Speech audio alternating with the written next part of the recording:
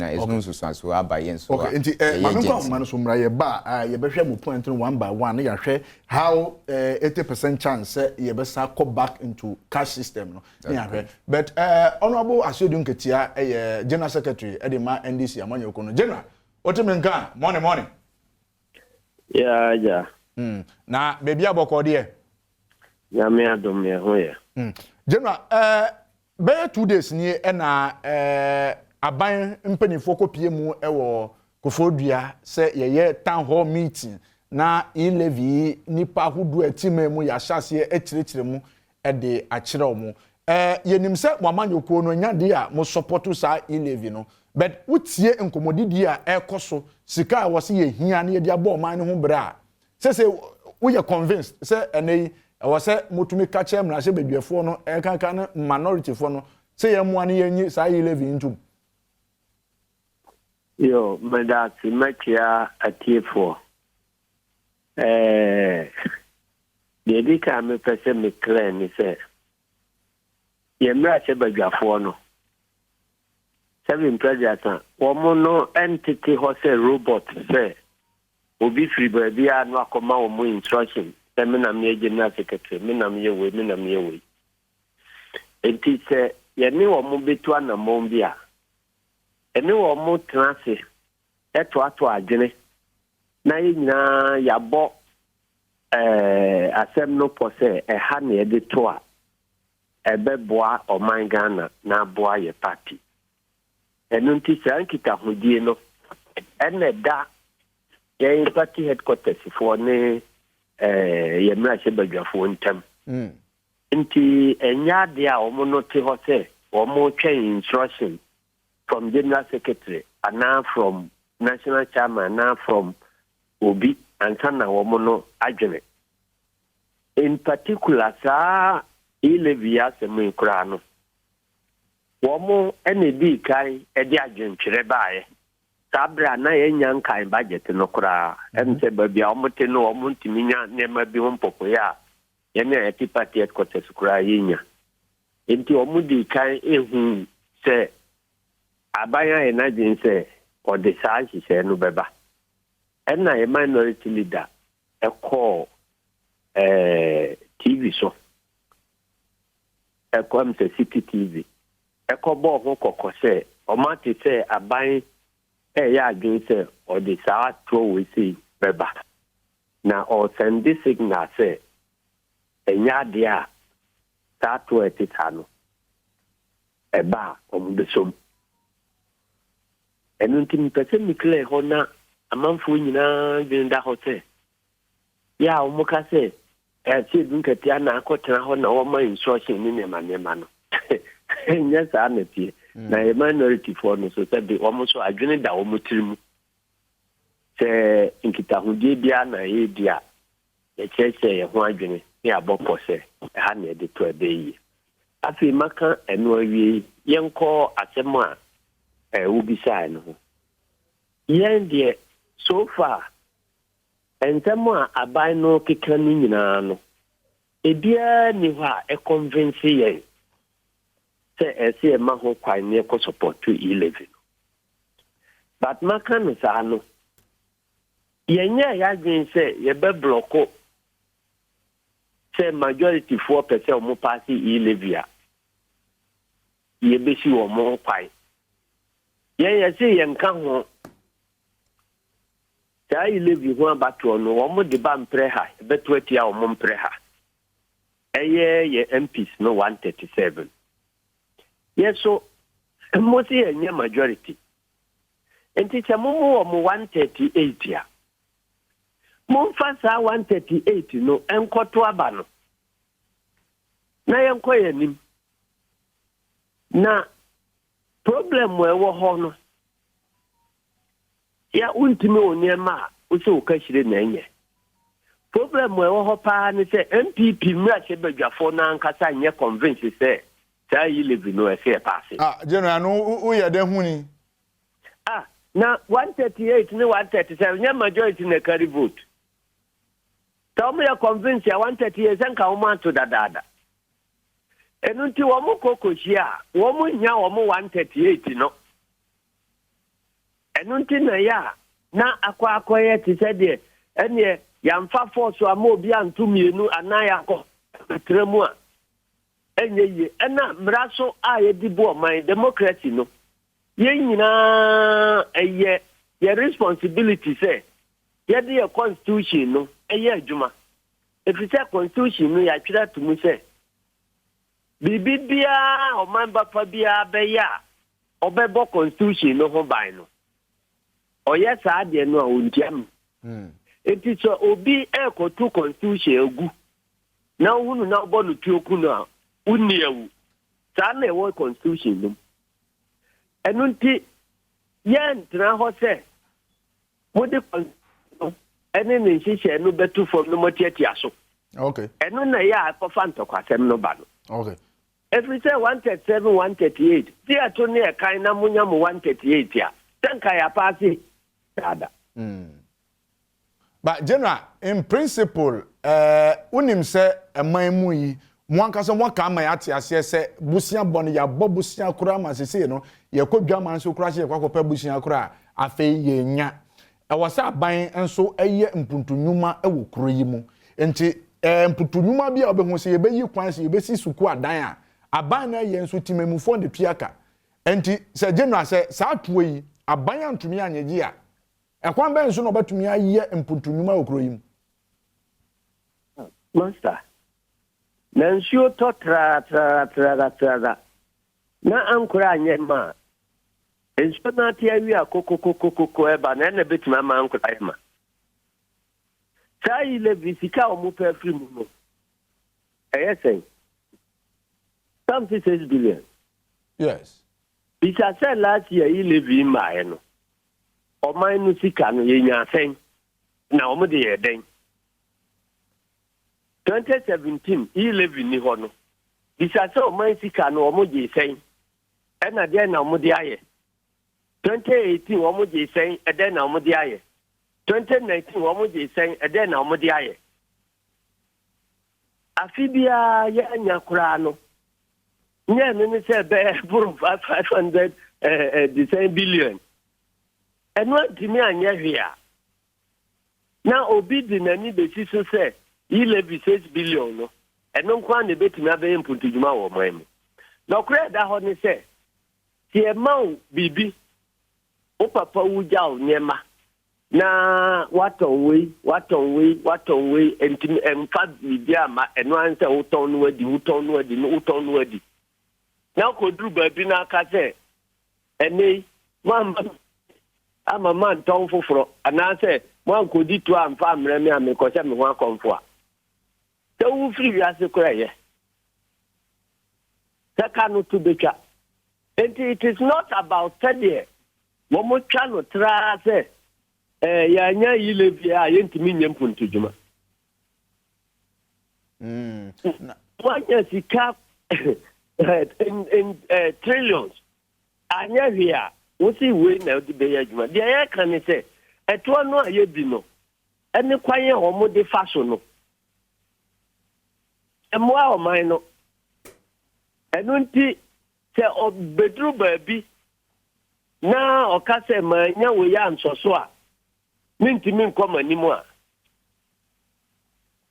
na kete enya ni solution ni se o de sa de no be ma no because solution no ni se enkontabuo papa beba e wo man to a ojije no wo mu okay bible kura se de ya manu bi a o ma obi wan cedi no de ya de ne ho ba mfa so a ono ne edi bi so ne so na o manu 10 cedi no de ya de amfa bibia ama no ta be gina ho se mambia enta sa o de manu na wan kasa kura wa gine na general I don't know panya wo mo de o man sika a o mo ajeje no e fa so no eno ye major issue a eda ho eno ne die nti a ye pa chese ye ntra ho emma ta di enti fise o man o ye democracy a o jeje to a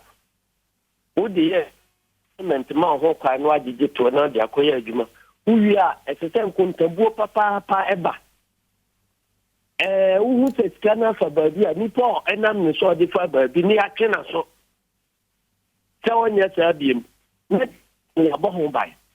Now, by the other, no, my more. Or say, oh, my Missika now count, or 2 weeks to Krana Mayor. The minister could be on my Musika. Or say, on your woman in Trawa. Minister Ben Alcan was needed to understand farmer no only. Minister Ben Alcan was in general. Or no say, a hotel or no number, high play no very move. You can't play or minor place, or other now from Koyajuma. Hello, when it comes to president, the comfort in security, Tikata Mudia and Mamukura. Now, Mamu says, can any panitia? The OTS mean to be more. Then what could I play? It is our which more. And yet, me yabia, and say, I buy no name penny for no air, because I want your number, a year for a whole children, more up for a whole children. I buy the coffee be by Utua Namoa, and call for who crab behind woman. What would you to say coffee their back at their hotel? I buy the car. Or the year Juma or presidency honor. Yantisu, Yakatum. Say Yantia to a young fanquay. Now, Oba Betche, my mom for Yantia, now could jump a big cassette. Public E-LEVY no one the end there. Me ya mebu no kwa konta, but so me and Sabia mebu konta. Now maybe I said the idea said the being for Badia. Now the Musan Contabuno. I then can't Capudo. No, I know the Jay fresh blue conta there. I then Punum Contabua. Cobua no me. General, somewhere in 2015, a brand Namwa Bemono, Muma Etia says, Sika Hudua, and I say yet to a Hudua Egiano, almost 80%, Nina Mudi Tia Edmaye4 Aketia. The other Muka say Mudi Tia Edmaye4, and somewhere in 2015, Muma Etia says, yet to a Yegi Duduana Echo Edmaye4 Aketium. And back here in 2021, 2022. Sansika hudua ya jiji abanso ma yeti asese duduo na so ko adwuma yefo akatwem enti e wo se yetumi atua mo se de be ya yetua adwuma yefo ka ye loans ahudua ya kokoje e wo se yetumi SMS ye debt ni ade as I drop for na nkasa no mu wa disua biye if you say mo nkasa no na mu ka mu gina ntamu na bibia mu pemu no kore eka Ebuati mamufo no because mo na mo ya dancefo between aban committee mamufo ese mu di aban eki na mo hiye niema ebetimi abuati mamufo na ye na ko paja no babi na ko ka chia no eya aban bi ti so no ya de bone a na ma no kwa ma ne yeto ma menche o se 2016 ya di betuja enye acceptable enye 2016 wampo yedi free 2013 2014 muho single spine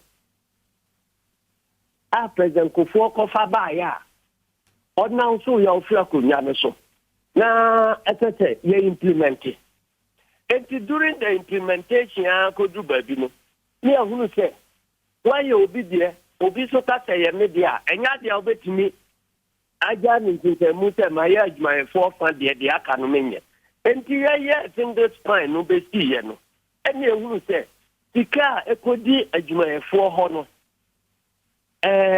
sika eso se antimi antisa o manu sika temu anye se sika atu adwuma for ka the aban panin for edihwe oman no so ne ade ade nyina ti no ebi beka me ade ayempuntujuma oman no ba bi ekono nye eno na me start ya ye IMF for any word holding kita ho kwanye be fa so a ye betretin yakwamu te de be ya sika beka no ebetimi akonanim ama ye de ayempuntujuma.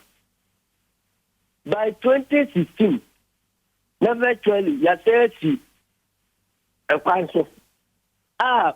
sika yeditia adwumayefo ka as percentage of national revenue na afibia eba from kaka ene koduru ya yefiri aban mu a momo bae no ena mo scientist mo yefiri IMF program nti yepe ena mo scientist mu na bosia left right center left right and ehunti hu no eda so no bosia obetimi anya no be se ebia nti hu be 9% per annum ebeba na mo de abebo ho na nti hu eda ho ebe 15% na be more than 3 or 4 percentage points abeto so eno na omukofa chem bond ebae ene sorry dina ene ka se that chem bond yi eye frakadam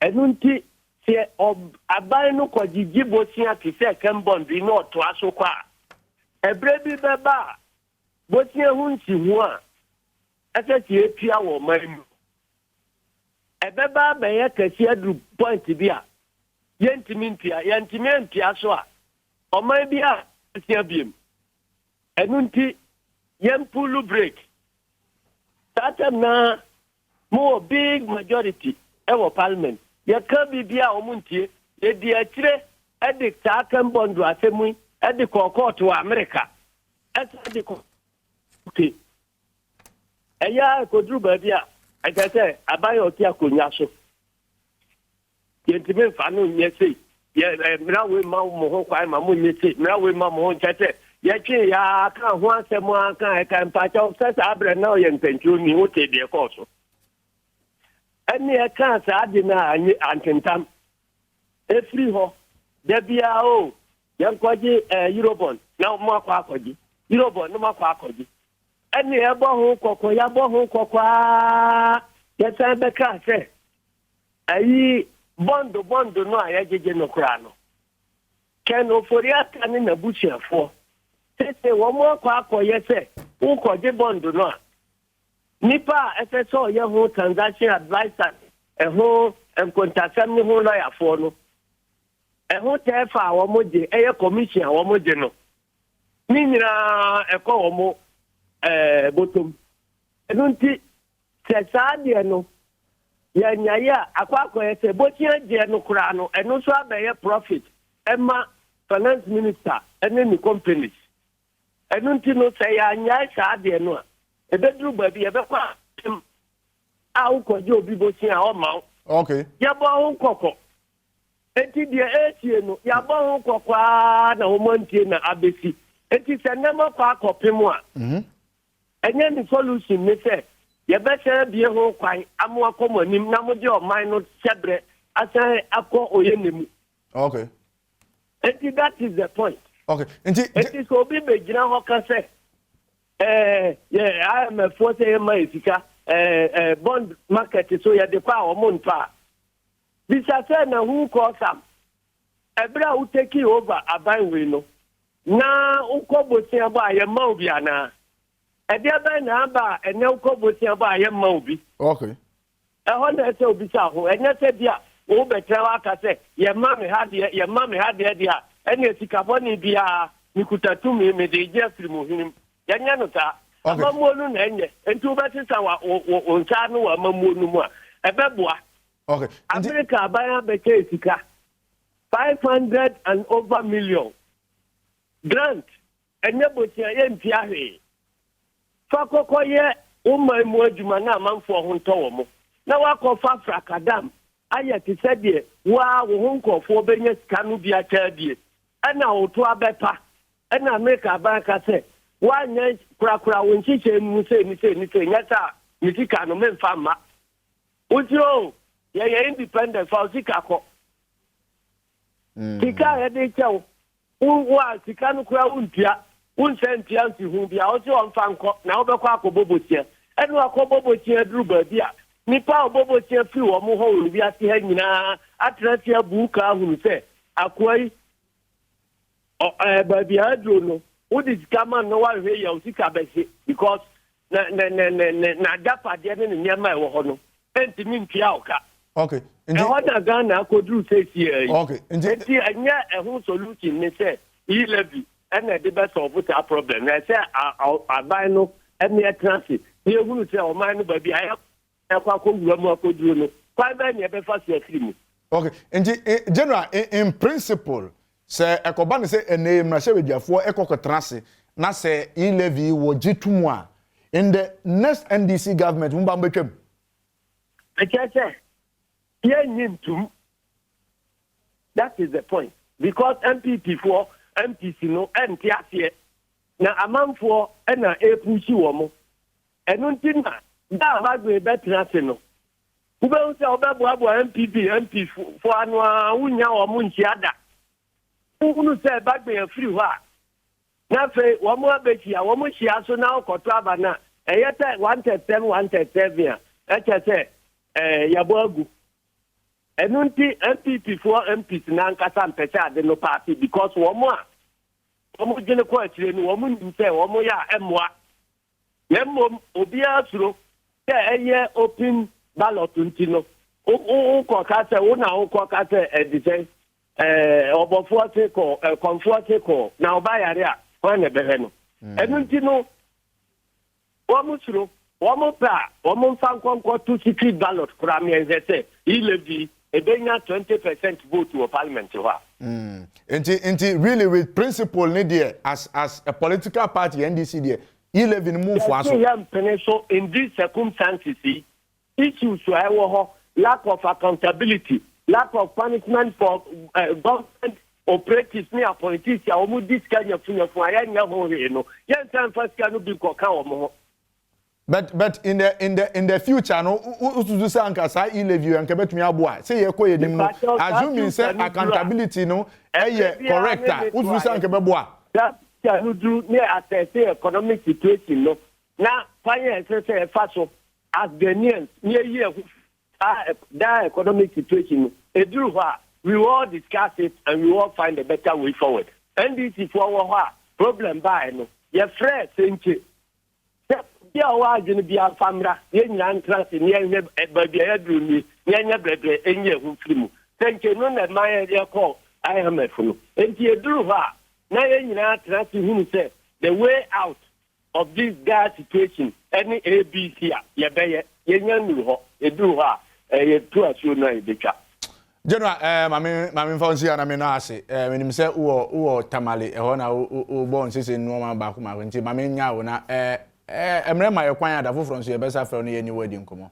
General Sedun Ketia NDC trotro for penyi e de mama nyoko no ona ye ni edi nkomo wo ahoma no so ma ye nsan echi ne yemra studio ne Evans otumfo embewie nti overs ne ye hye nkomo ase nti from that angle am free by as more amoyo operators no really mu odwene mu adwuma ho say enei se koba ne se oje mu se yenjiji E-levy na mu zuzu se nipa hudu a omo ne mo ye adwuma na na se mo client renya de am baba biom ente you are really thinking about your employment and not nipa na anasa team memufo na ade na be kweti omo. Oh David antisa I mean say near oba be use levy na say ne use mobile money platform no I mean near ye nyina no say go through a say won so ho beto won say wo ko mani obi sika wo kra 200 cedis na say wo dey send you obi near hia ne say wo dwen wo service charge ho unsan go fight pa fufuro ento ho so say me be dwen levy ana say me ko pesca me dey be abetia me levy nti near ye at the end of the day no enye say yenkwa na ye boy adwuma ho ban nemum for the safety and the convenience of your customers towards the usage of mobile money services no eno ho asem na ye kan wa hai nti okase millions of people will lose their job per mo statement amodi call parliament na as agent for mo ye adwuma in their association mo ya he okay see am no okase die active agent population over 400,000 and this over 400,000 no averagely even say nipa ba ko grant employee nipa mienu at the end of the day no multiply this figure by 2 na share the impact on employment in the country ye no so fi ho no mo enye se mobile money agent for nkwa na use mobile money platform dey o moduma yewo e-commerce for nso ewo ho yewo amanfo uko Melcom uko other retail businesses we use mobile money no se me wo Kofodua na se me to bibi wa kra ehu hia se eji se me ba kra hansa with the presence of mobile money no I can just push for my payment na product yet me dey ascend me but once I levy ebay I mean the cost in processing any transaction using the mobile money platform no because the cost also there then it means that me being the client no I wouldn't be interested in patronizing your service for fear say the cost in accessing the service no because na se ba sa nso there wa we producer na wa wo ton ade ne nso no then you be losing me so indirectly you are also going to begin losing your job. More can have say 80%. There's a 80% chance say you be back to cash system. This was a question I may be sir one prominent person or Ghana. Or say NA say me kita 80,000 and say me kita be 2,000. Now me person be chairman Crawford maku be 6. E wo Kumasi a. Yeah. Me fast 2,000 dia ko Kumasi. Na makwa chairman san Crawford no. And now say I would rather sit in Accra here and look at the charges I was saying me clear. E was sa transaction also. Ni say me ko no. Who said there are two differences. And do you think say getting back to the cash system no say e-levy way back e betumi a drive that 80% American? Very very necessary and very true. I mean, you think it's true? E betumi a juma 80% yes, will go into cash system. Into the cash system because Ghana is heavily an informal sector and as those who are within the informal sector no population is very high. Now what level of understanding and as what motivation now those in the informal sector ebe pese ye be use mobile money abra we said these are the charges involved and in the can say the chances say as a or minor ye be san ye chi akọ the cash and carry system no is very assured say levy e go through no because at the end of the day I wouldn't be ready to pay 1.75% levy and yes no kwa ye an existing charges so and if I will just have to probably take 10 cedis and move from here to Abia Katamanto to go and give, let's say, 5,000 Ghana cedis, I will be, making profit of over 50 cedis. But say levy, but not just even 5,000, no, I'll be incurring the cost of, let's say, 55 Ghana cedis. And to share advantages in me handling the fiscal cash, it is far better than me say me processing using the mobile money platform, having in mind the charges involved in the usage of the mobile money platform. And no na so I can say we have come from afar and we are encouraging both the formal and the informal sector to make sure say we reduce the usage and also the circulation of fiscal cash in the system, and that can only be achieved using the mobile money. And this encourage amount for now at the same time the charges be by industry anymore. Then the possibility need very high say people will be discouraged in the usage of the service. But as an association, in some years, since last year, and in some years, by what to me I get that carry say in Krata, much ready aquacoma, Nashabino, what to me to be the aquacoma finance minister and say as stakeholders are more sector no more. This is my proposal. The most moving what me is adding. Okay, policy nearby, ya kwa Ministry of Finance letter say anka ye major stakeholder our industry one share now one grantee an audience now whatever input we have to add ye make it that thing has not happened ye no so fi ho a year 21st ya Friday ya na just no ani na otwe na ye send the second letter to the Ministry of Finance. We are still pressing said they should grant us the audience so that we can also put our input across. Yes, serve minority caucus letter, yes, serve majority caucus letter, and the Ministry of Finance. And yes, I take a step, yeah, take a step. But in any case, why should the policy maker wait for us to be present and us knocking at the door? Just say we want to add our input in the policy that directly relates to us. The industry, yeah, can't say me. Yen and I investors in the industry when about capital investment, I capital investors. I mean, ya go pay a busuan na ye de jumano. At the end of the day, no, say me go be a shop and I say me go say me kwa ko ye juma policy there's no way it will be successfully implemented. And there's difference between policy making and policy implementation. And at the end of the day, if this levy should even go through, it will still have to come to the implementation stage. And that is where the agent network will be highly needed. Now, say, we policy, maybe seen there now as a major stakeholder in the industry, factor us in the policy making decision there. Then when it gets to the implementation stages, we are going to be having a lot of challenges. So you think that with this kind of explanation, the government has failed when it comes to this particular searching. Say consultation so far as stakeholders are concerned. That's very true. That is very true because sector anymore.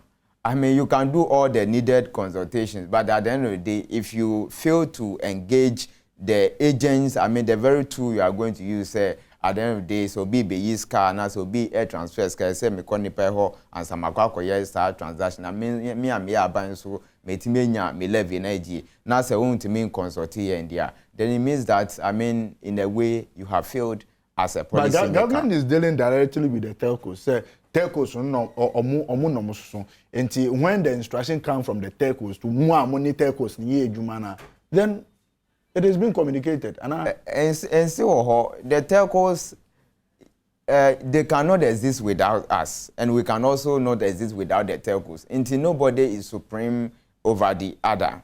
Until we are all major stakeholders. I mean, the telcos, they are also a major stakeholder. The agents network, we are also a major stakeholder. And under no circumstance will you justify, say, once I'm engaging the telcos, it's enough reason for me to, disregard the input of the agent network. Oh, yes, idea. I mean, you are getting things wrong.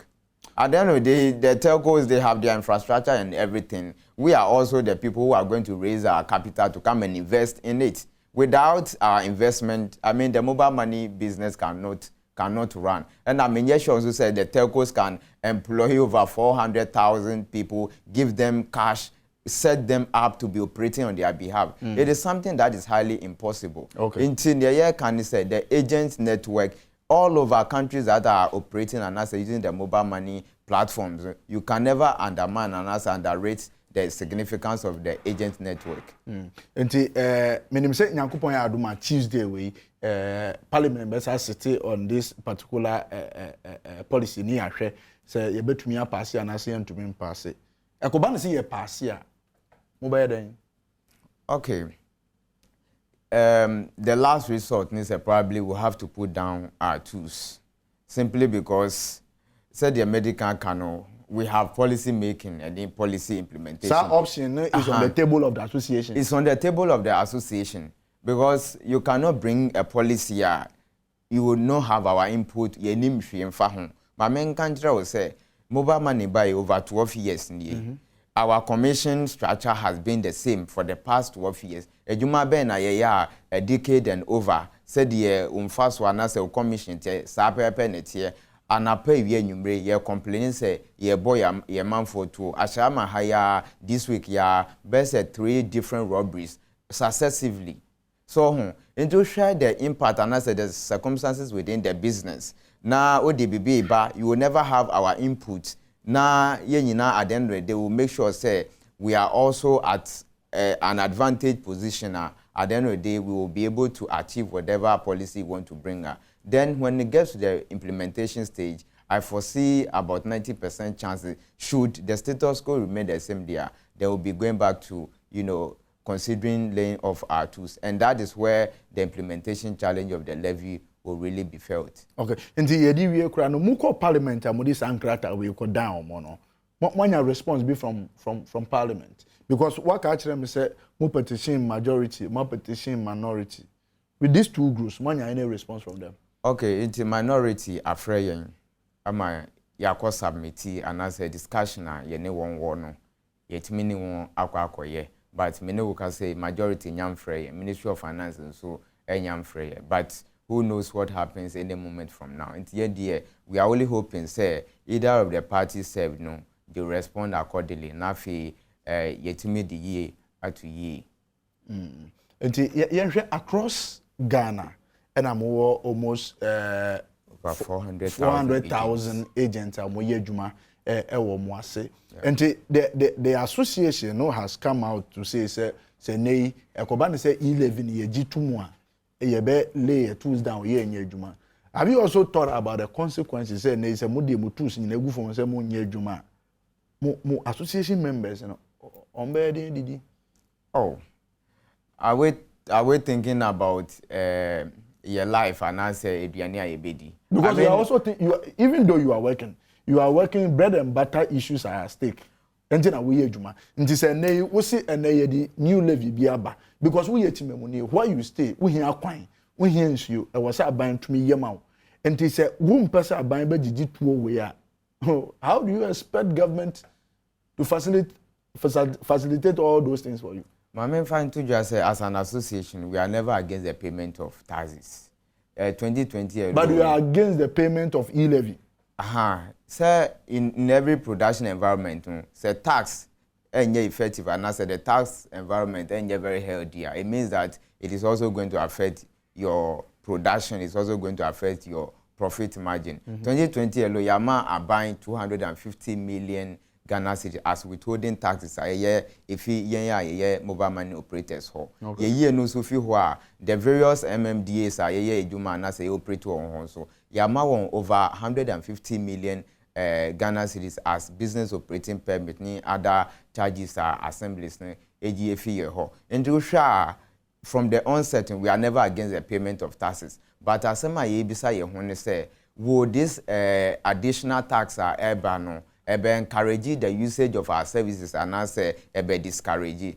No na ye twen aban adwen so say baby a rate ni da kra no enya ade a ebe boa. You can't tell me say me transactive business I should be paying 3.5% on it just using the mobile money service. The bar sadia then it means mobile money will rather become something I may use only out of necessity.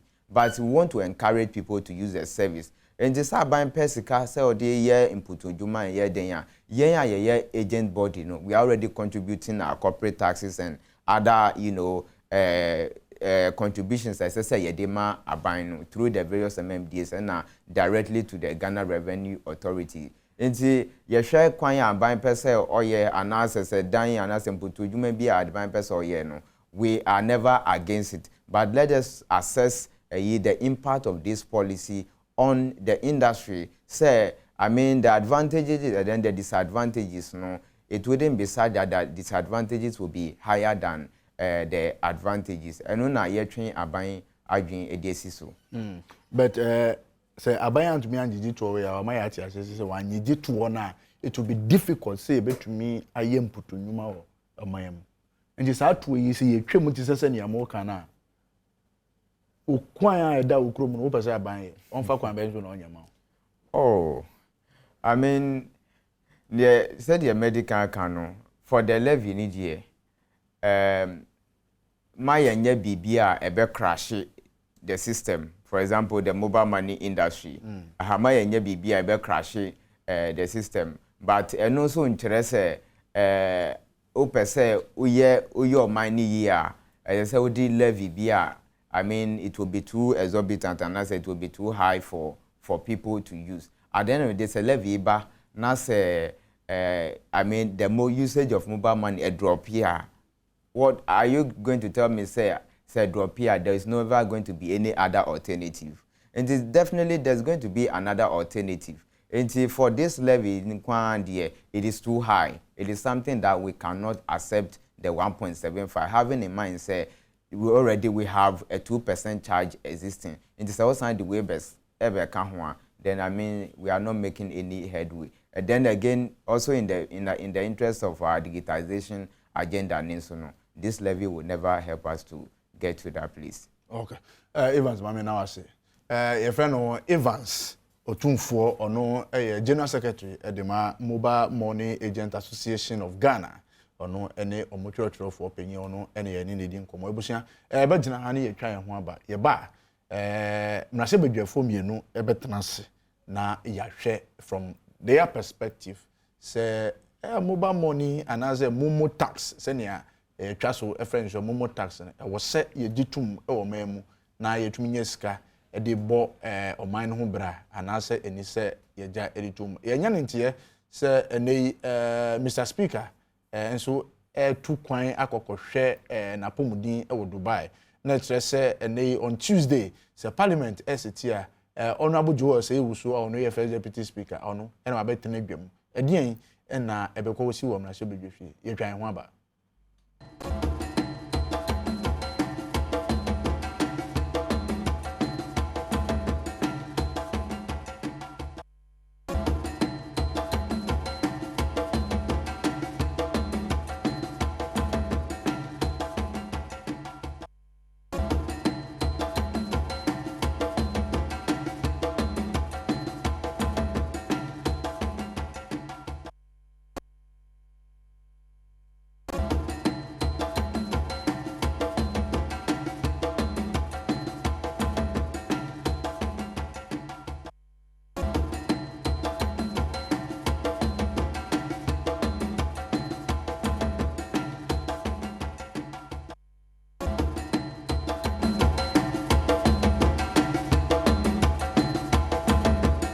Abuja yakoya ya saba etwa so ewo Nnawotwe dwumedie so ewo Adom TV so wotie me ewo Asempa 94.7 eso enei na se bedwafo mienu na manyam ewo ha Honorable Elvis Morrison donko eyem na se bedwani a wogina ho de ma adehia wo Abra Asebu kwamankese sanso so na ukopie mu ewo German North German South rather Honorable Williams Akofu Date ono so enegine mu edema adisha wo German South ewo NDC amanyoko mu omo na ne meni omo ba twem enkomo ne nyina eye E-LEVY anytime hall meeting aban mpanifo ahyase no mu okoye bi last week ewo Kofodua ekyerekere ensemi but mamemfa Elvis mamfa won hyase be wo na wa ban mu una enoma no mudia. One of the questions Ankrofobisa say E-LEVY and say uba beji E-LEVY a uba categorize E-LEVY no saying say corporate tax and answer capital tax and answer sales tax and payment tax uba categorizing saying yo munia medasi me fa nchiaso nko me fa ma wait safe no wahwefu nyinara nkanka Abra Asebu kwamankese mama mfu nyinara no pay once more for Elvis mchia hon ye open ye hwe sent ko such say E-LEVY orebe since ro ho into orebe you year na ya ka abom whether or sales tax whether or payment tax whether or capital tax and revenue tax whatever tax open asama ye kan nyina ande ende se eko wiase nyinara yenyima watu wiase nyinara ye kan na se ye kan this COVID da then ibinum so men kan COVID kra in this situation another omana no mu yezenan men kan COVID kra open free economist biara sisiara we free do bisande what is the impact of COVID on national development not only in Ghana across Africa and across the world. For economists be random friend is for economists, they will tell you the impact of COVID on various economic in Zamazama. Say actually before the COVID, Ghana was doing fantastic well. Among even we are seeing akrapo ekabuma na omana ototo nzama yi ni sikasam yi na iriji idwa na Ghana kan we are seeing na Ghana na kan before COVID and as a ship a 40-feet container this for America says for Ghana it was around $5,000 but COVID be me and there over $15,000 then we see can government who that money on carbon ho or you're shipping a license na waji the musican and a freight forwarders na waji the musican na obiso a wakoto nzama ozefi baby ozreba na shipping cost na no factor into no cost of production so 2001 cedi that or not on 2 cedis and the shipping no cost. Into as baka no cost of production hona as a mama for many years. Me other committee, trade and industry committee. Ya tun suffer cement when away cement e wo Ghana ha. You say na abandon for 2 biara on 2 biara do. Den tin na bosum biara, den tin na depend biara. Cement no bo okosoro. They told us point blank that yes, abandon for 2 biara on 2 biara do.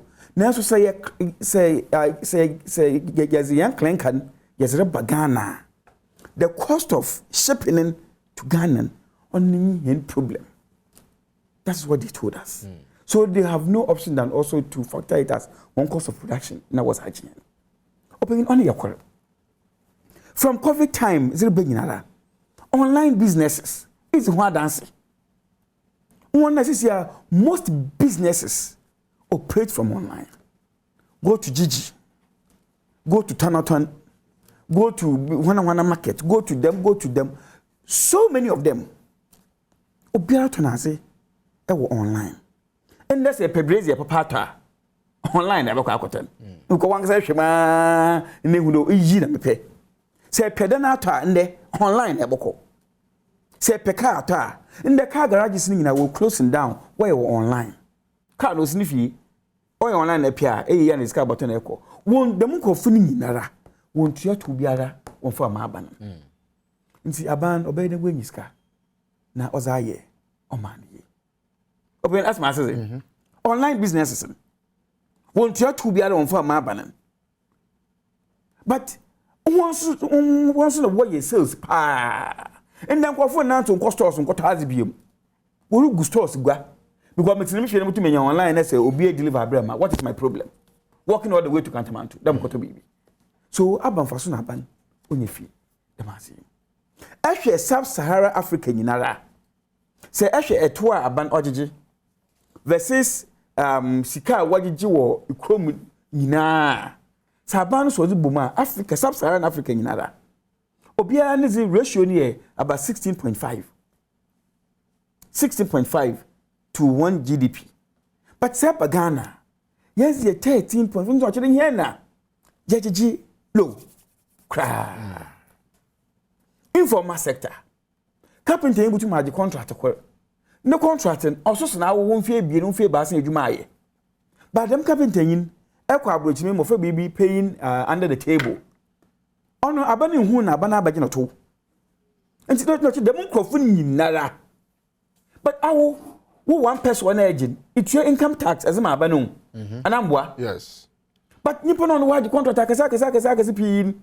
on to one personokrapo no za ma abanda aban onjina ufanya Ghana. The honorable pay your explanation is a we here. That meaning say you are widening the tax base. Exactly, that is one of them. E-levy na mu use to widen the tax base. Okay, who mam ka samachro. Enkan na sa ban pedo audit amobia to tax ni bia. Na tax was to petrol do. Aban na so pedo oma obia to to ni bia. Petrol do na aban also to. But aban na hwa petrol like petroleum taxes and what does on to monsieur and them buni bio. No so okay. Yenye innovative way bia. Obo bo magana ni bia way to mo to the development of your country. Say she amanda OECD countries. They've brought what we call digital tax. Go online. Check in crowd from 2019. What's the PBA offering digital tax? What's up? US, UK, Norway, Switzerland, baby, go online. They've brought digital tax. One crana, Sebio, who won't be proposing. One crap of was canoe. One crap will introduce them taxes. The lowest home was 3%. Go online and check. The lowest. A home 3%. The BIM budget here, and this if we bet 60%. Can refer to Abakan. Or the trade Mafoko. So Sika ye wo as a country, they get by a man who bring 40%. Okay. Yeah, oh, Pocho is a Masrawa. Yeah, we are Kagi Jiskawa, Manamandu as I was supporting him budget. Now, a Manamandu Kagiski, the Manamandu, one watch one. Democrat work Bakaka Jiska one way, Democrat Nankasa one watch one because of COVID.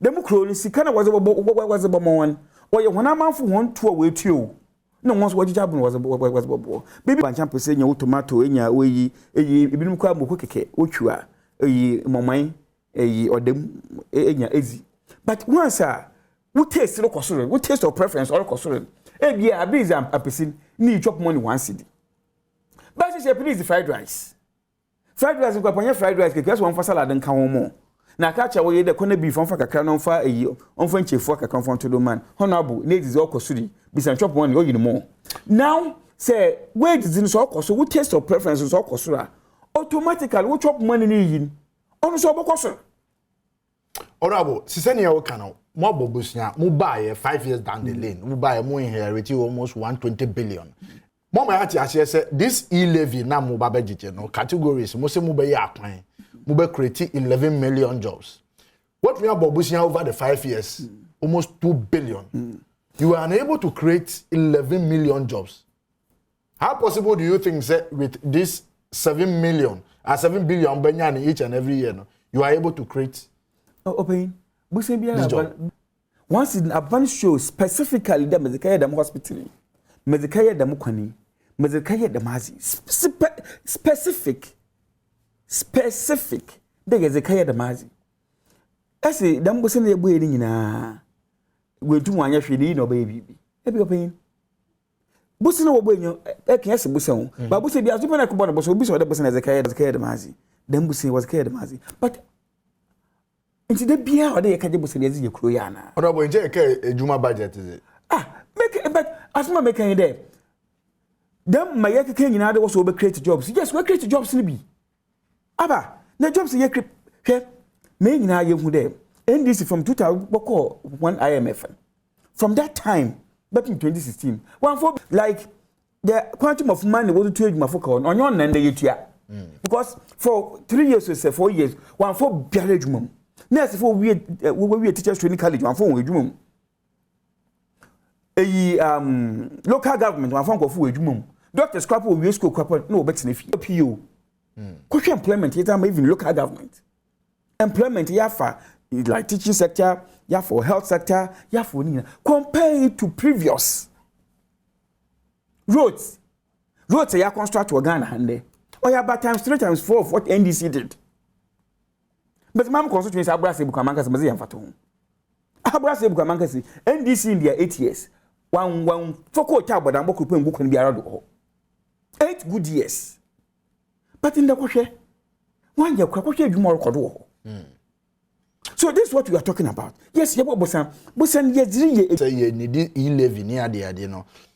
You are not showing commitment. Say more buying this time around. Sanka obe show commitment and expenses wakati so. We share expenditure budget they call government machinery sir. Ye nim say your problem kura ye free sanka so better no. As one esakosoro. This time around NDC for say president say no when you was asasusu bi o say we gadu wo bi near the. So when you look at all these expenses near the if you say yen chichiri ye better na say yen so ye fumu then you should also as equal measure no. I was also to me so them government machinery I can say. Yes. All the government initiatives in Asha so the 3 authorities, Coastal Development Authority, Middle Belt, and the Northern Development Authority, Osha government in Ase, GIPC, Osha government in Ase. There's so many other injuma initiative be abandoned take away. What's the president to go with him? Be paying like propaganda. So, but what's the government on cutting expenditure? Now, in this for Ghana now when Ghana. Like young finance minister about 2 weeks or 3 weeks. 27%. How many percent? 27. Exactly. Magana we nyina ebo na ba. Ma me fa wonsi ya na me nko nyan nche na me. Pio de ka. Ma no fa adwubo no won tirim. Mo mpese e begigi e-levy ne ye dia bo man no bra. But mo kro ya mo se ukopie mu e wo voter region. Okay, see defense wo ye nyema mo. Mumbezi ebeji to ekwan be na mumbese aban fa so no de ye sa anwuma no so ma mo me nya me da se bebre da chen enda ne de di kan ya me fo nyina me party pay for and kroba nyina and pay minim se bebre ahwe me pa the woman say E-LEVY as I say ho nsensem aba ye kan organa ha nyina and this for ye de ya make a position ye say eto no ye nte ase Emma aban enyeje E-LEVY and 2 Ghana for se upa yempi abonten na tietie menim se wa wo na me wan kasa me besides see ya se E-LEVY upese wutua menim se wan sa be se wuntua because enye to a enti ase yewum E-LEVY ayeka no eye to ben se sabi mi ankasa mesika ekuta mensam mado mafuo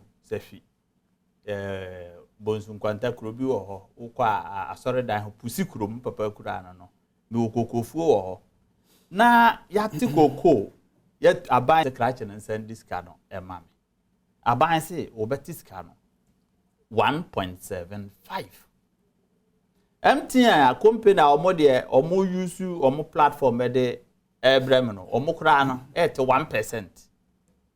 Aban ye ho hwe osika no ye miame de no obete 1.75. Enti say yazum say omo de 100 million ebrem ya aban ko abete 1.7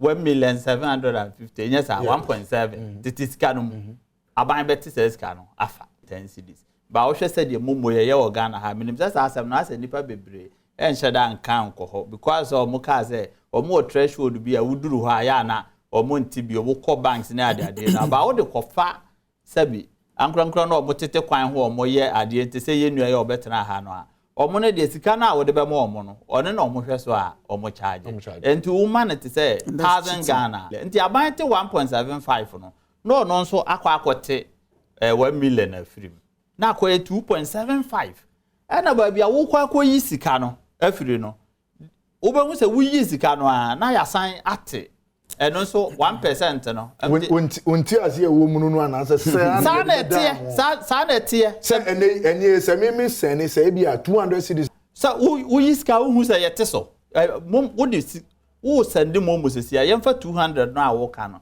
enye example aban se onu se o se o de aba 1.5 enti enka se bia 200 Ghana cedis na wo ye no aban bete ne tax no bete 3 cedis edi from 200 Ghana ena nipa no a wote ho no a wode ma ne se on send ma no onu so eje commission enti sa tu kan de bia se in and out for bitu so yes enti ba bia wo kwa koyi no nso onu so beje 2 cedis enti 3 cedis 2 cedis 2 cedis se okabo ma esen 7 cedis just 200 Ghana we ba ye kasa ye bia sa wo de kofa bank anasa okase agent ron fan two phones na ade ono threshold wo ho be kase obete just ya wachire ade dem sa pepe ni ye de be dam wo mra so begefie anasa wo nti ase a wonya wo mu no ena me bi sa say wo ye mobile money wo pia bonte a wo ye mobile money de me ka no me boa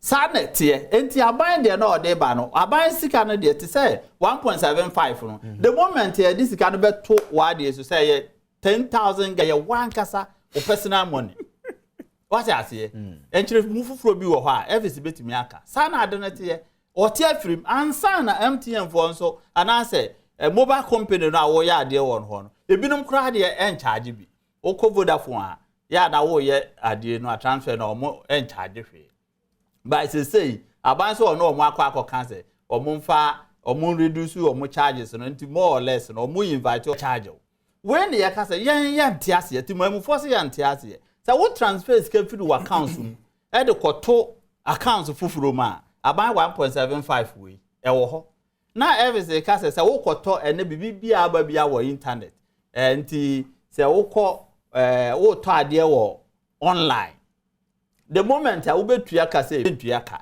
enti ye ho so transaction no so e fa ho abra yes meanwhile sa company no omo ye no MTN for omo so omo charge omo charge no omo charge da no bisa say aban onye to emfiri mu ana aban charge no mo charge time yes, out of the 1% no telcos ni charge customers no aban charge percentage yes adwuma na mo ye no me ba beje moto e wo ho because munya sika bebre e wo ho ba me a me kuta me sika te sa aban watua beka ma ye adwuma ama wo de me pay abre me na pay do kuta na mpesa me sandi bi e de ko makura ase koma me ma me wo fa aman ana se be de koma menu abi wo drobo no na wa kase se sika no ekuta me no enya to me phone so a wadi kan atibia film enti ase be na ewo enti wo ba parliament a ye ne oman mu ha de yakoba bia ye mpanfo tam bia no NDC for de ade bia e be yesa what is the general kasa no o ka se omo ntena se ye take decision ono a wogitum ye no omo nyina etena se na ya bobo hu ye kwa abontin etietie e kokwansuansu omo frɛ e ka kyerɛ se etuo we de mogitum a e mamo ma ha biomo enti ya kase ye number 137 MPs na ya wo ho no de ba kokura ni ho a e be fa nche ona amisa wasembo yi mo constituency for na ka kyerɛ mo sɛ etuo de ma mo nyintum but mo constituency for nso ka kyerɛ mo sɛ kwan ya da mo constituency o so mo tumi ye ni ana ka kyerɛ sɛ sa to we ni de kɔ ye kwan unemployment e ka ho menua we ye nsama yate aba na abre na abro so hwɛ Ghana ha sei e kwan na ye wo adibi ye frɛ ne road fund yes road fund no ye gigi to a ne ye de agum sɛ de be ya ye be hwɛ na ye de asiesie ya kwan aye akwan e wo Ghana ha sei ye tumi de road fund no o de akwaje bosia wakwaje bosia over 1.5 billion dollars no na wo parliament ye de waje bosia ene no ho asem de ka me se me kyerɛw sɛ wo se o gigi we de aba ba ye kwan yes waje road fund no o de akwaje bosia aba be use ska no e wo ha se enti se sia no fund na ye nyina abo ato ofoto wa ya na ye nsem bi wo ho a ye mpese ye be kan de bebra na west bi and use ye den ba ye be ka se ni trimo eden fiti se ye wo fund bebre wo Ghana ha ye de bo man no ho ban ye wo bibi ti se road fund ya ye kan ho asabi get fund e wo ho esla o ka esla sa energy sector levy na GM de buy ye se do ne Mary ne ade ne nyina buy ye no ye mfa sa to we emra na ye koye nim no ye gigi a ono kura de be 5 years and e to so meboa aban we buy bisa se sa esla fund wa ye nde unim de wa ye o de akwaje bosia am mortgage ad no for until 2035 kwaje bosia enti se wo ba wo be hu se wo de wo ma mbe ye hwe esla no ye be gigi sika no until 2035 na kafo no e tin sika no onwie road fund aban no am mortgage o de akwaje bosia enti ye gigi sika no agu road fund no mu a se no kafo no ate na de get fund ye de ho se get fund ye mfa sisi school dan ye mfa mo school hu bra na ade e ho get fund aban we e de akwaje bosia enti se ye gigi to no na e be to get fund mu a wo be hu sa aban na ete sen ukọ ye wade bi evra infrastructure fund ne nyina no ye get fund ye be ka se 2000 e na amampanyin kufuo kufuo na se Rollins na de get fund yes yeah e de buy e na ye benya ade NHS fund e no ye kufuo ye be ye road fund ye benya e sa nema we nyina agege bosia be se next 4 years 8 years e wo ye nim bia aban bia wo beba bia no sa fund we e wo hokwa nti ono abo nti we no nti na mususu se mu mpese mu be se no okoji we dia be de covid ye ba ya aban de bo no wasafo covid no na abeboa yo akufu ade to me ka se finance minister say no gradually or your asset at the amount of money or be your liability wa run the country no down na no yakọ blaster akọbọ boy you say milo yampamono obi ti say ke oforiata et ho run no man way down be pem sa abre we say Ghana say omo rate is a debt distressed country amanya ye de ka ti say hepic bre no ye twam sa abre we ya ye wom eye kenoforiata obi nka se yempamono yankwajeje sika eda obotom se misiana me de mawa no problem me de kwotom accounts ma no problem ba sa me kasa me de to me wallet so na masande amawa aban se mbeti bi adwuma bɛ na abayɛ ɔrabo ye mfa ne sei wokɔ mmrahye bedwam abayɛ adwuma so at tax wokɔ mmrahye bedwam ɛnyɛ tax o we nyɛ tax ɔrabo wokɔ mmrahye bedwam a sɛ aban de budget ebeto ho a sika ya gigi aban kyerɛ de ɔde kwakwakwɛ ɛnyɛ sa enti sɛ ebi akɔkɔgye loan bi ne akɔkɔgye a aban kyerɛ sɛ loan we ya me kwakɔgye weni na me kwakɔɛ empo ansa na mmrahye bedwefo mo agye atoma ma ya kwakɔgye sika ne this time around ye gigi e-levy aban ama ya tie ase sɛ weni ɛna me de kwakɔɛ ɛsɛ sɛ bia obɛka kyerɛ me sɛ saa no ma na aban pɛ sɛ ɔde ye no ɛnya de a mumufo aso. So unemployment you betumi ati so because unemployment now is a security threat to us as a country. Ya kwanye nye. It is here gigi e-levy near the aya boni be na wo ho. Ye declare year of road wo Ghana ha say no. Na kwan ye year of road na ye de na ye. Ye declare planting for food and job ba wo Ghana ha say no. Ba be ka say board e duro 5 cities no. Na ye de e na edidua. Ye ka say ye ka say youth in employment ne ade ne ye de na etua enti ye dan a enne aban aba say yankwa so obi anim say budget na ye ka wo ka say ye bu hu akonta ye kire de koye na ade aban we say ntimi mu hu akonta sika bia ye de ama aban we eno nti no musuro so mbekọ IMF no enya say IMF no ndo mu kwa IMF no so wo ko ho sesi a ye be more policy e de a kire o say sabiti say de na menu eke na say one na woka sese no ye wo planes ho a omampanyi o say wo use plane no wuntumi nko float bond o ma na o ma mbe ye kenke party saa ne ma no a ehia ye de sesika ye party wo ha ye gina ha ye se ne ye tu sika gu no ne nyina no atwam IMF na say World Bank no e be kirew kwan a e fa se wo fa so a wubu eman no ade bia wo be ya e be ha o man no bia no enya ade ebe how one country o say NDC wo ho ye call World Bank IMF nti ye freeze public sector employment hospital na wo ho ya refurbish ya no ya mfa ni pa be ka ho ana nkrofo na wo ho na still they will still no ye bie mu ye bie MPP buy na Legon hospital na ye si awie meboa market bebre ya wo Ghana ha ne yesi awie wo ka public sector we kan ya market public sector nti hospitals ni schools ni ade no ayeye no nyina no omo anfa ni pa anko ho e-blocks no omo fa teacher for dada no ho no ene ye do omo call ya na e-block how many e-blocks na be operating no they operated some I think say somehow they almost be 40 yeah because no it wasn't up to 40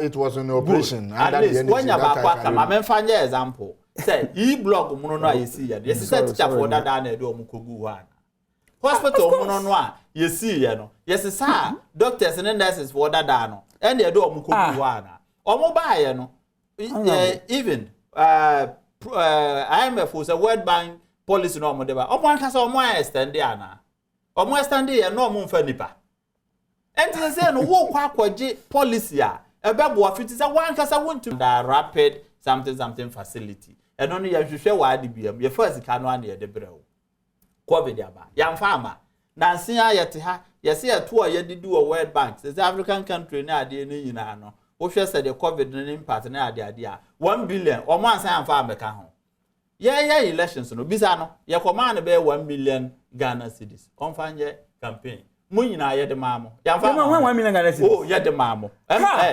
one of these ask aban no na de maamo MPP for but you propaganda and 2 wo ho a ye se Maslow MPP party ade wo te ho a obehu se sika be se 2000 Ghana cedis na ba begu amanfo phone so Maslow police for ni ade betumi ade adanse say ye wosre ye one days ye di bro nya wie ye no a ye se o ye Christmas bonus ye de acho meboa you've made my day when I am telling you what sika no eye enti say no enya ade a ye ka say ye de yanka say ye ma aban no emfa saa ade yi no ebo yes yen tiase Okay. Yeah 175 MP Until on Tuesday they buy move rejected. oh yes I be reject you na Tuesday or the What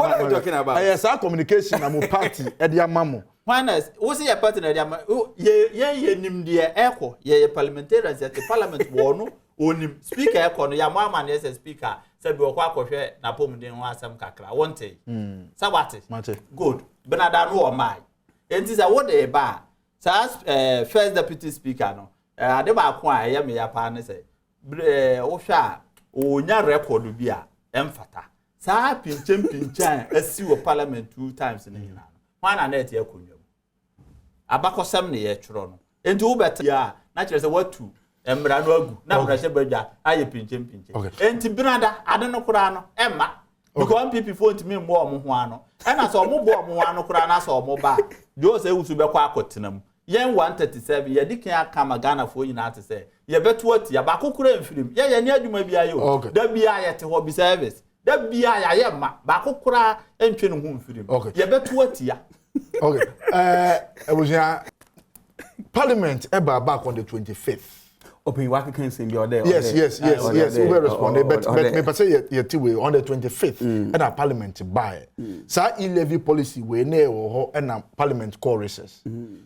So now, want to me in fact have been Emma Parliament Emma yendi ho abobodi entra. You open a nensam bi okeken.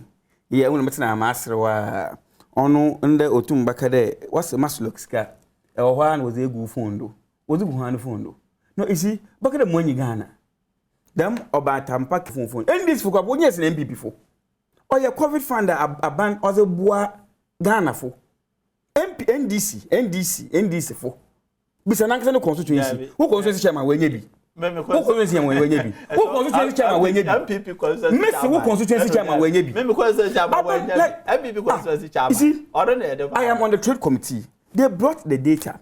Oscar was saying random. Why? It was COVID. A year crap of Droban, America, New York. A co-ward Droban, they give you $100. COVID, pan no one know. If you go to America, if you go to New York, a ward Droban could be $100. Oh, I did be a buyer, but what can buy now? Are you telling me that New York has some American on your choir? Is that what you are telling me? Let's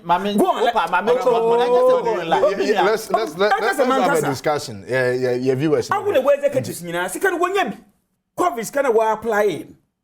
When you be, I'm a constituency, I'm a constituency. When I can say that one will buy 80%. They were NDC for. Skano kitanya kama mohan. Sese kama so kitanya Elvis. Akwado adam constituency wa abroad nko. Me peda bonizini wa 4,000 cedis biara. Onyim dem nyimpa. So don't come and tell me there was my NDC was my MPP for. NDC for when you scan ko apostle MPP for. Secondly, also ma MPP ni bia 1 million Ghana cedis ban. Unya bi. It is not true. NDC sika was your campaign. NDC what is your campaign more than MPP for? He knows. But 1 million unya bi. It is not true. 1 million, 1 million. Be NDC for them scan up boko ekg fee. China for galamsey one. Na go be chair monye bi. On or can answer. Listen, say NDC for one can score China for galamsey for one campaign. Don't you know it? You know it. Onyim. NDC I am for China galamsey for one. Because I know how many be. Masro. Now, but now propaganda the MPP will be 1 million Ghana cedis. You got I will more than 1 million Ghana cedis from China. I'm saying, open mobile. One hypocrisy. I say Ghana you be a banning ye you be a Ghana you be a rather ban or to Ghana or to one tax. How can you even say this? Ghana for your abana will be on way and a girl or cotton condom. As a charging tax on the condom. To this way, and this is for condom, power taxi. Condom. Honorable. Mercy, condom, one taxa. Honorable. At that, honorable for your farmer. What Jim for the tax? On Catalas, Keke. On Catalas. I say, yes, near you there. We are singing eyes, Ghana eyes. Open. Jim, Ben face ye, and He's telling me there can be out or there for IMF. Why you gun ni MP? Na but na national television do. Na say can be out or the MP before you IMF. What are you talking about, Honorable? Honorable, my minister was saying, discussion on a chronological. So, be I care for number to say. Maybe some yeah, my minister. And they Busumiaso. We are Nasibedweni, ye Pia Uka, Ebia, Tom City, Sky Eco Banker, ye can tell income tax. Oh, a bandy continue. So, who transfers as carry Ebegu mobile money account one. Didn't was here signed at 2 tax bill. Obian to open. Okay, madase. Here. And this food day away in on okapi, mamma can from Bessuzi. Did the world today and 1 gin to 1 gin to 1 case from day 1. No, what's as in 1 gin to. I'm even surprised. Then they come back and tell Ghana for the government order on one like government order consort one. But from day 1, a crow who I was a Sawana. So what do you know? Listen. What's yes? Was someone crap now? One end is for. Or what you know? I met one of my central region and is from paying for be. We MPs. Our parliament. Years ago, so honorable. Ebe one boy has ye in the Ghana also yes. Yes, ye in the E-LEVY so bad. About boy hanging nara. But say ye can't say ye to your court abenas I win yes scan next by Ghana here. What is my political fortune in 2024? He told me. What would be their political fortune? And just a Biarado, they will shoot it down, which I have no problem. Health insurance, yes. Communication and service tax, Messi, I say, don't say about line, son of friend, Bisan, straight there, honorable national way. Say, Billy, you pass more yambra. Necessary me beside general catch them. Want to me yana the circumstance right and I got your pass. Messi want to mo yana. Me ba jo. Onye Ghana for na NDC for usmu ho no. Worus mo wan ka say one power 2024. Eba parliament after yen nyina yen kasa de ye wie nyina ka shechiri ho ye wi tea na aze ye boyen nkomo. And he will tell you the way you E-LEVY is oba obobo Ghana for. But who was 1 year. E-LEVY no ba open youth unemployment. It be said once hwe mbebu na wo ko invest after ibu ni nyinara them E-LEVY no ba at least every year biara will be 1 billion. Now was I them you start program. No about we say afibiara 1 million Ghana cedis crap there. Honorable Gina for Bombe when edwuma ye o constituency. Actual constituency no bokwade. Mo Association of Ghana and so say more introduce that stakeholders in that sector. Musika eshim no. All this policy amodi buy you've never consulted them. You see that is 1 a year me work okay. Say if one consult one then it's unfortunate. But I don't think because I know there at some level be they've been consulted. The General Secretary, National General Secretary. I am really much surprised if it is indeed true there, one consult, because I mean, as some level they've been consulted. Minimum, they be a friend president in the Bisana and Anukotuku. I agree. Yes, people are talking about accountability. And that is why MPs or no. What is the role of MPs? MPs in age minders are banasi wakoto the mazia.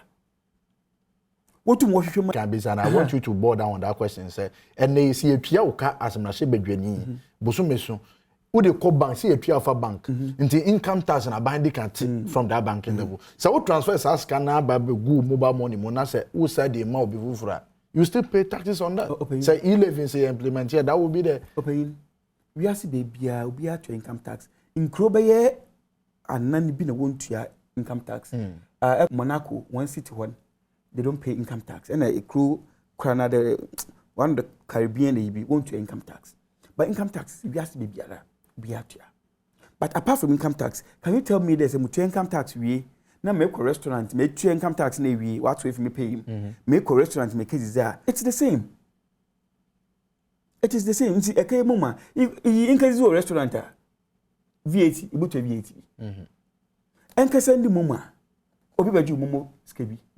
No. So with this argument, will you say well, better I don't go and then purchase more? Yeah, but you see, in Naramun, Yanshan there, Samikaya, I am just contributing to the development of the country. Because, Massa, tax be a bandibiara.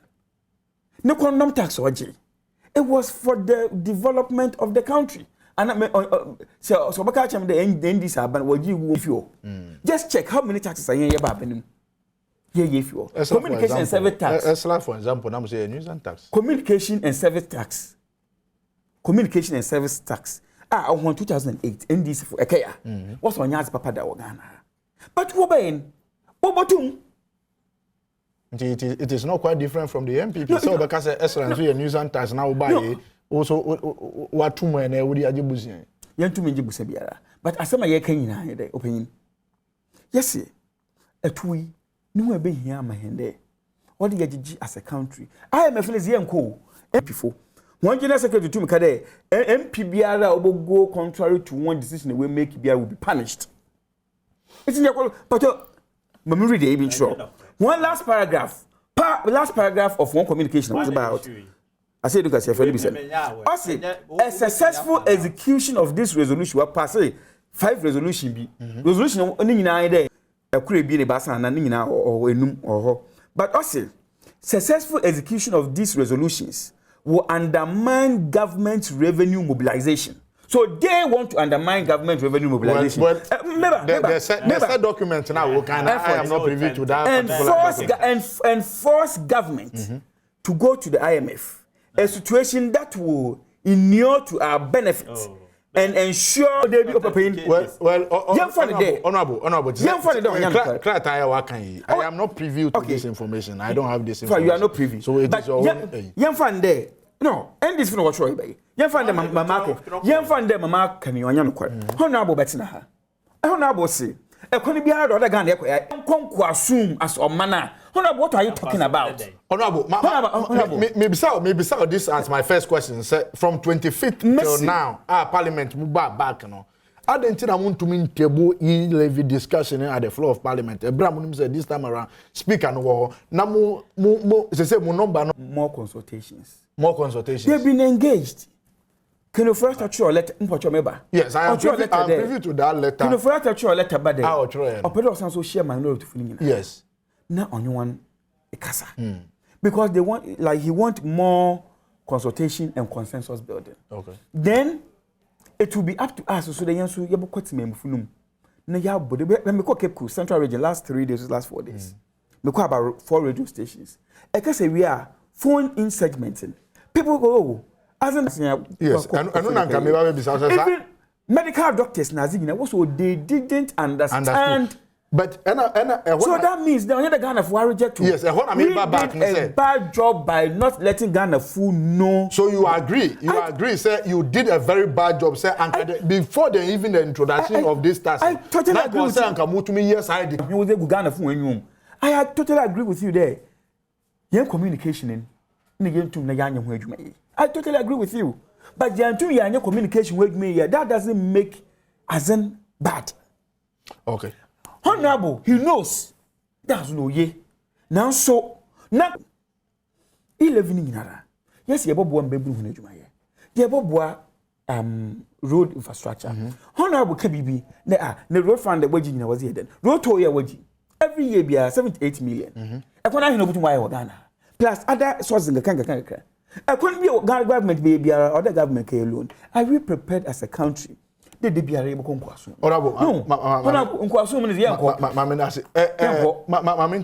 From your end.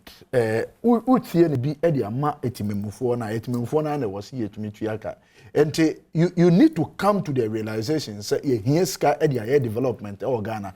And munyentum ni enje tuwe ni endwe famu amana. Me say abano say wakwa we to be.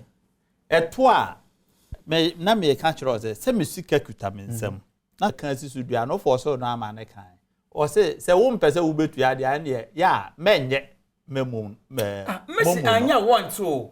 Sa wanya say anya say sa wanya say yento wanya say obi an restaurant cases are VAT on this but what uko restaurant uko didi na se osika so moto nya abotre uko restaurant ko didi memo se na se usika wo se usika wo listen se usika wo o phone so na se opesa wo de etuyade a eno de obeti momo enti se wamfa momo no entuyade a se yente but what nya abotre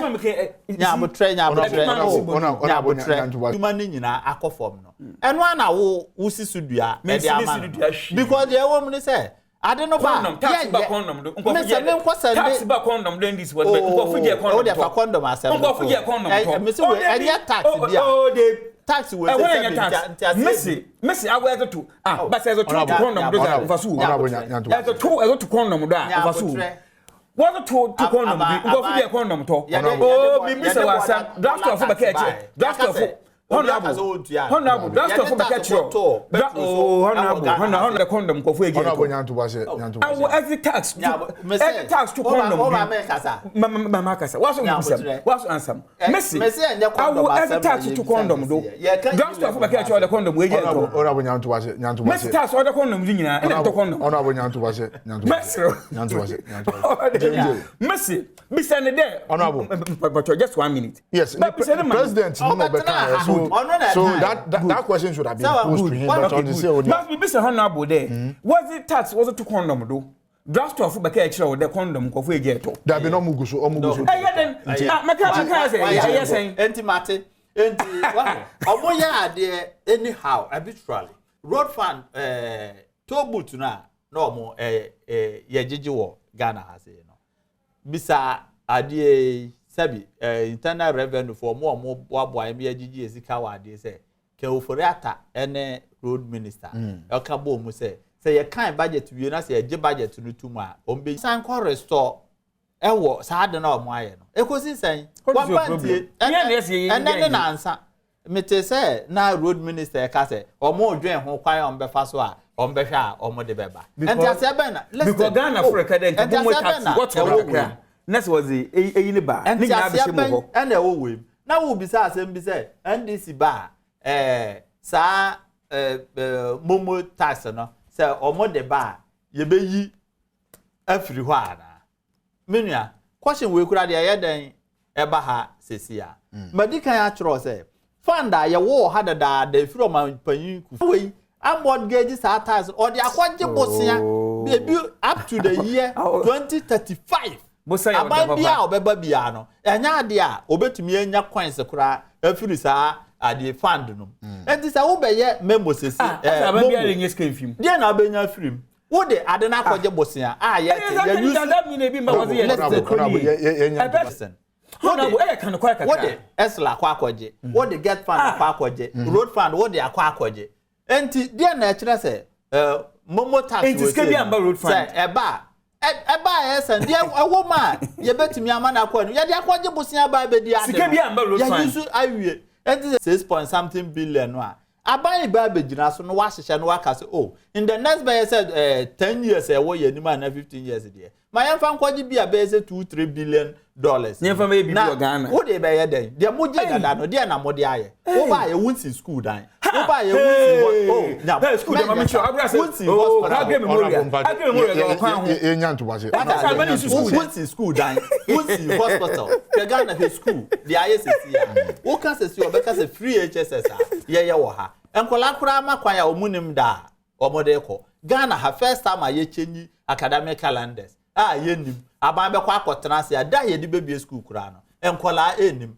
ko training college for etifie be 6 na watu ya enti sa akosia no ne sika no a o de ka be 6 months a yenji busentua training college allowance you take the money for consumption sika moji wo Ghana ha nyina wo abetena se nya wo na asa se eno na editua adwumayefo ka ami na mo kaje busentua adwumayefo ka mo moji wo Ghana ha mo de ye de no mo de ye de enya nto base what I say enti momo tax we ya na say E-LEVY no aye ka ho asem no say koba say in any case o mu try dia tum say ono o mo be ya adwuma abom ti say kura ye kan no e ka o mo ho so o mo bo o mo ho ano na say ye ba o betumi ato Ban people for no ankasa ntiase ye. Omo se omo nya ade no. Se ye boa adentina muntime mmoa mo number no ano e ma ye nto za ba. Omo ye more consultation. Consultation. More consultation. Enti se sa ado parliament. They na make control se ba parliament. Se si an consultation ye person omo deep in no. Enti ye nyina the whole Ghana obi abeti ase. Enti week we ye ni ma omo aye se o ye dey ba na de. Leader honorable Haruna Idrisu edikan ama indication say mobile ya kire mu monitor telco no telco so no enkwotena ase na mu nkyire mu a ma obi ante no ho ase mu wi a finance committee mo ne abrante ye obetena ha momo fo no mo no mo nso enkwotena ase timamufo omo nso esende sika no ede kɔ no a omu sika da omu botom a wo pese wo tete so no wo no omo nso enkonkotena ase enti enye bosumi mienu asem okay what is it enti say no ye dey yes now I say but on the brighter side of life Doreen Cranton we are immigration officer Nchiakasie pa enko enfa emma Doreen Cranton we are immigration officer but yefa ya consem so emma ora Samuel Odro Nyako enkane no na we CEO edema Wow Stars ene ukopie mu e North Canada wosie ne dofo papa ne yire a waka baabi Vida Ofori Odro Nyako multimedia dwumakuo mi ankasa ene kokotwum a wono ewo emma ene yedi nkomo papa ewo sa dwumadie so honorable Morris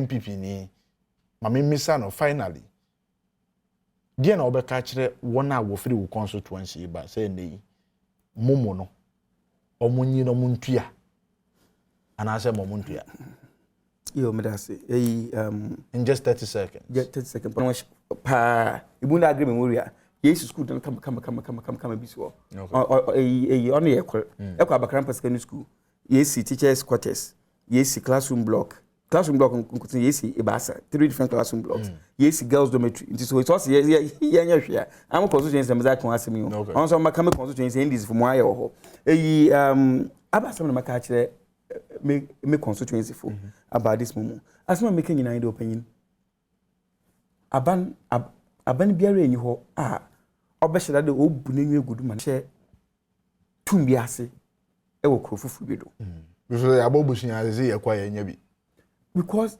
from 2018-19 na COVID baba no Ghana was doing fantastically well okay. But CCRN we are see baby arise nti iye ekwan bi aban wa fado a obenya bibi kakra na ezeboa ezeboa so a oboboa hia kasa hia ne kwan ene bebu hu na ejuma na danza ma membe constituency aba we buy quote asa de oka no ko sei yemfa bi so why go ta nyina propaganda ya dia makwan e bi wo ho ne ya yama wo hwe kora ye ba begusu ano okay enso oba ye ne nyina atofom ye wom nyina ne MPP abambe wongu kota krupo wo kwando ko sei ko ego municipal constituency okay adu we say enya ade a ye be support Rabia be ma ye kwan ma ye de adwumadi esi ye frame da hene nana ya wa Asante Fasida no ema Priscilla Anaman AC wo hene sanso na Tigo mitremu de ma Chief Jerry Forsen ene ne hundodo kakra nti wantwe ama ebusua ma memfa wonsi a nyankopa beto bedwasrede na ma wonso wanye biate medas